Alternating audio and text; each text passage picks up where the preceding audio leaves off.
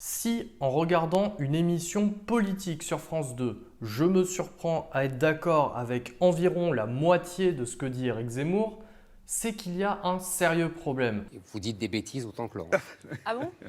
Bien sûr, Zemmour a passé la moitié de son temps à taper sur les Arabes, les Noirs, les femmes, les gays et tout ce qui ressemble à sa vision d'une France qui n'a jamais existé, mais il a passé l'autre moitié de l'émission à taper sur Léa Salamé et Laurent Ruquier, ce qui était beaucoup plus pertinent, du moins quand il pouvait en placer une. Tous les homos ne d'accord. se Mais ne ressemblent l'essayez pas. Tous les homos ne se ressemblent pas. Mais Tous les musulmans je ne se comprends. ressemblent pas. Non, mais Toutes les femmes ne se Je peux ressemblent parler pas, Éric Zemmour. je peux parler ou Non, vous de temps avez en temps, décidé je de vais faire un numéro? Ce que l'on vient de voir de la part de Laurent Ruquier, ça s'appelle une posture morale. Ça consiste à vouloir à tout prix incarner le camp du bien pour combattre le camp du mal.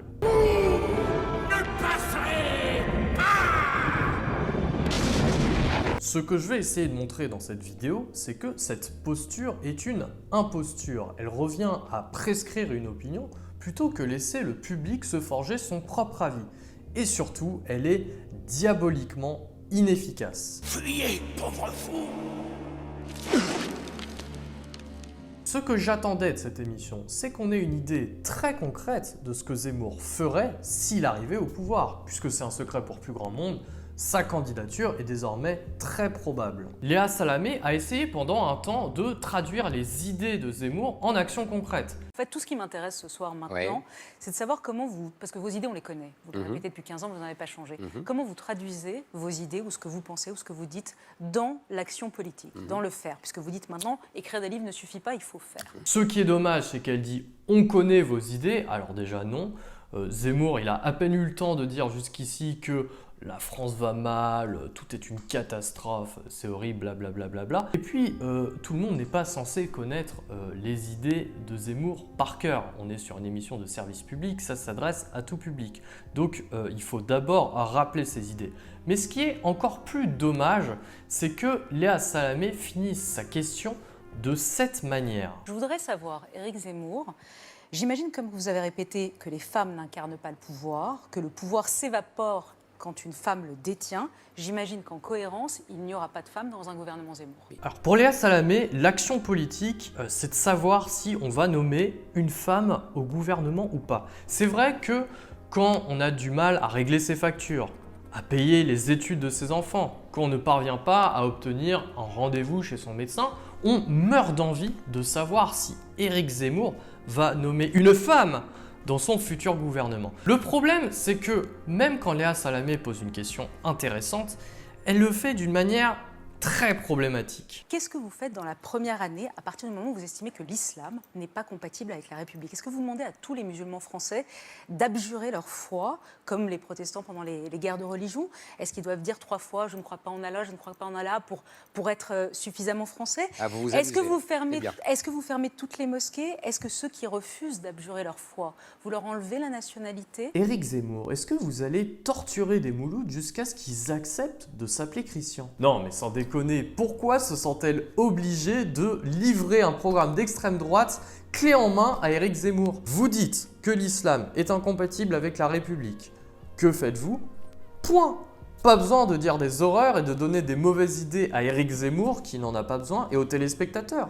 Le pire, c'est que en caricaturant plusieurs fois son invité, elle permet à Éric Zemmour de paraître plus nuancé et moins extrême que son intervieweuse. Présentez-vous Mais à l'élection présidentielle, parce que quand on lit votre livre, on a l'impression que vous aurez 100% des voix, tellement tout le monde vous dit que vous avez mais raison à chaque fois. d'abord. Emmanuel Macron, Nicolas Sarkozy, Régis Debray, non. tout le monde vous dit que Ça va vous me avez permettre raison. Éric Zemmour incarne malheureusement le camp de l'argumentation et de la raison, tandis que les animateurs incarnent eux le camp de l'hystérie et des attaques personnelles. Et il faut avouer qu'à ce petit jeu-là, Laurent Ruquier a été particulièrement insupportable. Alors moi personnellement, j'estime beaucoup Laurent Ruquier en tant qu'animateur. À une époque, je regardais tous les On n'est pas couché et j'étais un grand fan de On ne demande qu'à en rire. En tant qu'animateur, c'est quelqu'un qui a quand même des qualités de modération, d'écoute et aussi souvent de déconnade, ce qui fait qu'il est capable de détendre l'ambiance sur ses plateaux. Mais il se trouve que quand il a en face de lui une personnalité d'extrême droite, il perd très vite son sang-froid parce qu'il estime avoir le devoir de combattre frontalement ses idées, ce qui le fait souvent sortir de ses gonds. Mais c'est encore pire avec Éric Zemmour, qui a été son ancien collaborateur, faut-il le rappeler, à On n'est pas couché pendant des années. Et j'ai l'impression qu'il porte en lui cette énorme culpabilité d'avoir fait émerger ce phénomène médiatique qui, il est vrai, aujourd'hui bouscule la donne politique. Cette culpabilité, il ne l'assume pas du tout et il va essayer de se racheter en n'affichant pas la moindre complaisance vis-à-vis de son ancien collaborateur. Mais c'est tellement gros que ça en devient très vite extrêmement gênant. J'ai l'impression que je suis toujours le même. Je dis toujours la même chose, ce qui désespère certains. Ça, c'est vrai, on ne peut pas vous le reprocher. Voilà. J'entends la même chose depuis plusieurs années. Au moins, je ne me contredis pas, ce qui C'est est même rare. la raison pour laquelle, au bout de 5 ans, j'en ai eu assez. Mais oui, je comprends bien. Vous avez enfin compris ce que je disais, alors Voilà. évidemment. J'ai mis un peu de temps, c'est vrai. Trop peut-être. Vous êtes un peu lent, c'est tout. Trop peut-être. Il se permet de l'interrompre uniquement pour ramener son grain de sel et dire « Coucou, j'ai le beau rôle », mais on voit bien que cela n'a aucun intérêt pour le téléspectateur. Et pire encore, toutes les questions que Laurent Ruquier pose à Éric Zemmour sont focalisées sur lui-même. Vous dites qu'on a, avec Catherine Barma, ce soir-là, tendu un piège. De toute façon, c'est pas compliqué. Si on ne vous invite pas, c'est de la censure. Si on vous invite, c'est un piège. Ah non, non, non. Les raisons pour lesquelles je me suis séparé de vous, c'est pas du tout ce que vous écrivez. Vous dites il rongeait son frein depuis des mois. Je cite Éric Zemmour. Sa table est assaillie chaque soir par une cour de bobos de gauche et de militants gays. Comment vous savez qui j'invite à ma table le soir, Éric Mais Zemmour? parce que vous... Pour ramener à soi, et d'autant plus ironique, que Laurent Ruquier et Léa Salamé passent leur temps à psychologiser Zemmour et à l'accuser d'avoir pris le melon. Vous en faites la semi-confession. Quand vous revenez au tout début du livre sur le suicide français, vous disiez « J'étais ivre de moi-même ». Moi, j'ai pas l'impression que vous ayez vraiment dessoulé depuis... Ne vous inquiétez pas. Éric. Triomphe médiatique à CNews. Ça va les chevilles, Éric? Vous pensez, Et que ça vous, êtes, fait- vous pensez que vous êtes celui qui peut sauver la France? Faut pas être non plus prétentieux. Léa Salamé a raison. On a l'impression que vous touchez plus terre. Non seulement on n'en a rien à cirer que Zemmour accuse Ruquier d'être entouré de bobos de gauche et de militants gays, j'ai envie de dire qui règlent leurs affaires entre eux, mais en plus passer des minutes à essayer de savoir si Zemmour a pris la grosse tête en présence d'Éric Zemmour. En fait, ils attendent quoi? Que Éric Zemmour fasse son mea culpa en direct et dise oui, effectivement, je suis prétentieux, désolé. Non, franchement, c'est complètement pété comme interview politique en fait. Ça ressemble davantage à un tribunal qu'à autre chose. Mais finalement, on peut dire que ça arrange bien Éric Zemmour, ces affaires-là, que tout tourne autour de son personnage et de sa diabolisation. Premièrement, parce que Éric Zemmour, on sait très bien qu'il est très à l'aise dans la conflictualité. C'est un débatteur hors pair. Au jeu de la joute oratoire, Laurent Ruquier n'a strictement aucune chance face à Éric Zemmour et devrait le savoir. Deuxièmement, Éric Zemmour sait pertinemment que sa personne est son meilleur atout. Son sens de la répartie, son sang-froid, sa franchise expliquent pourquoi il a autant de groupies autour de lui. Parce qu'intellectuellement, il suffit d'avoir lu Le Suicide français pour s'apercevoir et comprendre que ça ne vole pas très haut. Et ce qui est super confortable pour Éric Zemmour, c'est qu'il n'a même pas besoin de se vendre en racontant son histoire personnelle comme le font la plupart des candidats à la présidentielle. Non, sa résistance à ce tribunal médiatique, à ce qu'il appelle l'idéologie dominante, est sa meilleure carte de visite. Vous vous rendez même pas compte à quel point vous êtes le véhicule de l'idéologie dominante. Mais c'est normal, parce que l'idéologie dominante, justement, fait tout pour faire oublier quelle est l'idéologie dominante. Autre immense cadeau que font Laurent Ruquier et Léa Salamé à Éric Zemmour, c'est de l'interroger exclusivement sur les thèmes qui lui sont chers. Alors c'est marrant parce qu'ils passent leur temps à lui reprocher d'être ambigu sur sa candidature, ce qui lui permet d'occuper le terrain médiatique en mode « nous ne sommes pas dupes », mais en fait, ils tombent complètement dans le piège d'Éric Zemmour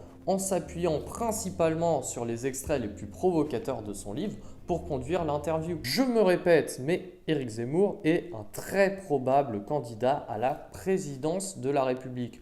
Donc au lieu de passer 3 heures à essayer de lui tirer les verres du nez pour savoir s'il se présente. Mais d'abord, on a qui devant nous ce soir?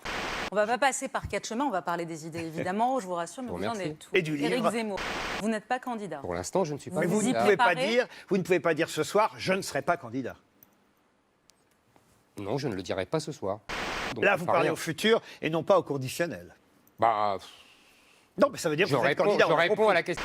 Vous, en grand, comme ça, avec le drapeau bleu, blanc, rouge, c'est pas une affiche électorale, ça?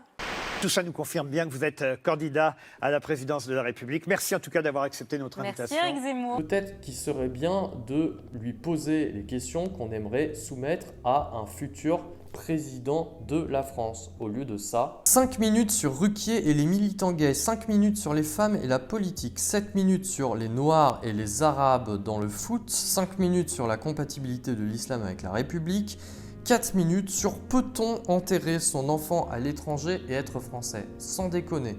Je suis autant légitime à me déclarer apte à gérer le pays après avoir répondu à un quiz de géographie en ligne qu'après avoir répondu aux questions auxquelles a répondu Éric Zemmour dans cette interview.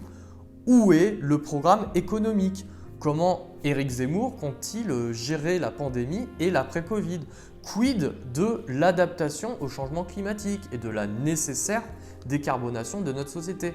À quel moment un citoyen devant sa téloche sort de l'interview et est en mesure de dire si une présidence Zemmour nous foutrait dans une merde noire ou pas? On n'en sait rien, alors qu'on nous répète sans cesse que Zemmour serait à 10% dans les sondages. Donc c'est une hypothèse sérieuse à prendre en compte, mais il faut la tester cette hypothèse. Et en plus, dans l'interview, les occasions ne manquaient pas de poser des questions politiques intéressantes. Marine Le Pen touche un électorat populaire important. Ouais. Et elle a ce mérite-là, ce grand mérite-là. LR touche aujourd'hui uniquement les retraités, plutôt bourgeois. C'était certainement le passage le plus intéressant de l'émission. Éric Zemmour se livre à un exercice de sociologie politique et il le fait assez sincèrement. Il dit qu'en gros, il veut rassembler un électorat populaire et une bourgeoisie conservatrice. C'était le moment idéal pour lui poser la question de savoir comment il compte convaincre un électorat populaire.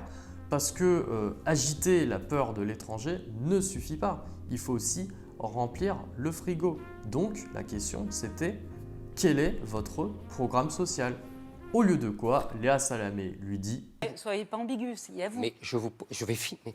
Vous savez, c'est terrible parce que vous posez une question avant la réponse. Et après, vous me dites, ah mais vous répondez pas à la non, parce que question. vous noyez, vous m'expliquez. Je ne ni noie l'un ni pas l'autre. du tout, j'explique. complètement hors sujet. En plus, Éric Zemmour n'a pas du tout noyé le poisson. Au contraire, il a complètement, littéralement dévoilé ses intentions stratégiques. Mais bon, certainement que Léa Salamé estime qu'il suffit d'une bonne dose de démagogie, de populisme et de racisme pour obtenir l'adhésion des classes populaires. Donc la question d'un programme social ne se pose même pas. Finalement, tous les points faibles d'Éric Zemmour, donc l'économie, l'écologie, le social, c'est-à-dire tous les sujets qui sont importants, sont complètement éludés et seuls les sujets de prédilection de Zemmour, qui sont tous des sujets d'importance secondaire, je suis gentil, sont abordés. Et quand on y pense, personne d'autre, aucun autre candidat dévoilé à la présidentielle n'a eu ce traitement de faveur. Regardez la primaire des écologistes qui a été également organisée par une chaîne du service public, France Info. Je dois enchaîner un petit peu parce que vous n'êtes pas que écologiste, vous avez vocation, ou du moins vous souhaitez être président de la République. Vous avez parlé tout à l'heure, Éric C'est Peuple. pas incompatible, hein. Vous Non. avez bien compris que Ce qui veut dire l'idée, c'était que ce probablement- n'était pas incompatible. Il faut probablement Au avoir un contraire. spectre un peu Au large. contraire. Vous avez parlé d'insécurité sociale, Éric Piolle. Il y a quelque chose, Sandrine Rousseau, qui est moins présent. C'est l'insécurité, tout simplement, ou les problèmes de sécurité que peuvent ressentir les classes populaires. On a l'impression que c'est quelque chose que vous trouvez peut-être probablement trop à droite ou pas dans la vie quotidienne des gens. Et je voudrais également vous faire agir à la présence, à la manifestation du 19 mai, au rassemblement en soutien aux policiers. Delphine Bateau y était, Yannick Jadot y était, Et j'y étais aussi. et vous y étiez. Ça manifestement a fait des vagues. Deux choses. Est-ce que la sécurité vous semble un sujet cardinal, essentiel dans la campagne? Et comment réagissez-vous par rapport à avec vos collègues Sandrine de primaire? Rousseau. Les candidats ont eu à se prononcer assez longuement sur leurs supposés points faibles, qui étaient donc tous les sujets d'ordre régalien de sécurité. Eux, ils n'ont pas eu le droit à leur émission 100% politique environnementale. À ce stade, il faut tout de même dire quelque chose. Ce n'est pas seulement un traitement de faveur sur les sujets de prédilection d'Éric Zemmour.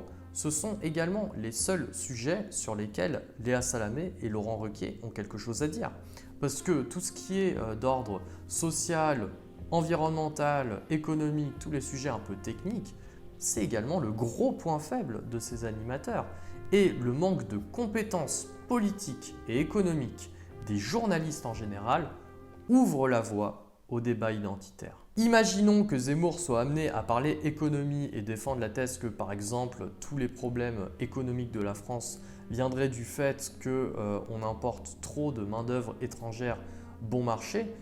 Il est fortement incertain qu'une Léa Salamé soit en mesure de trouver les arguments pour challenger ce type de thèse complètement farfelue. Tant que les journalistes ne bosseront pas les sujets qui comptent, ils ne pourront pas prétendre combattre l'extrême droite et le populisme. Ils pourront seulement faire semblant, en coupant la parole, en se montrant irrespectueux et inutilement agressifs, ce qui fera évidemment monter l'extrême droite. D'ailleurs, je ne pense pas qu'un journaliste doive se fixer pour mission de faire baisser l'extrême droite ou de combattre politiquement qui que ce soit. Ça, c'est le rôle des militants politiques et des militants associatifs. Néanmoins, je crois très profondément qu'une presse respectueuse des faits, qui traite des sujets de fond, qui donne la parole à tout le monde, sans géométrie variable, fait automatiquement, mécaniquement baisser l'extrême droite, parce qu'elle les prive de tous leurs canaux d'irrigation. Donc à ces journalistes, j'ai envie de dire, au lieu de diaboliser les personnes, mettez en évidence les idées et ensuite laissez les Français faire leur choix naturellement et rationnellement. Sinon, vous risquez de vous retrouver avec une très mauvaise surprise, comme aux États-Unis en 2015, et on pourra dire à ce moment-là que les médias français auront eu une responsabilité historique dans ce merdier.